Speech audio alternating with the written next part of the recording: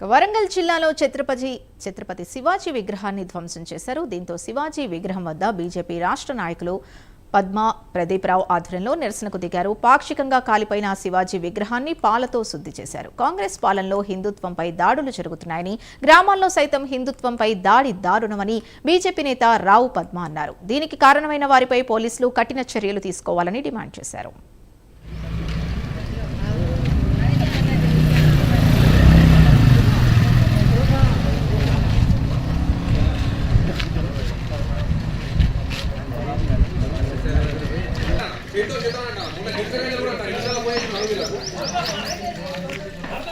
దాన్ని కానీయకుండా ఇప్పుడు దాదాపుగా ఈ కాంగ్రెస్ పార్టీ వచ్చి 2 సంవత్సరాలలో ప్రారంభం కానీయకపోగా మొన్న సర్పంచ్ ఎలక్షన్ కూడా జరిగినాయి. ఇక్కడ టీఆర్ఎస్ పార్టీ గెలిచింది. అంటే ఈడ ఛత్రపతి శివాజీ ఉండొద్దు, హిందుత్వం ఉండొద్దు, కాంగ్రెస్ ఉండాలి. ఈ కాంగ్రెస్ అంటేనే హిందుత్వానికి వ్యతిరేకంగా పనిచేసేది. వారు ఎవరికి తొత్తులుగా మారుతున్నారు? ఎంఐఎం పార్టీకి తొత్తులుగా మారి గ్రామాలలో కూడా దాన్ని ఈ విధంగా తీసుకొస్తున్నారంటే ఒక సిగ్గుచేటు. ఇలా కాంగ్రెస్ పార్టీకి బుద్ధి చెప్పే రోజులు దగ్గరకు వచ్చినాయి. 2 సంవత్సరాలు అయింది, కానీ మీ మీద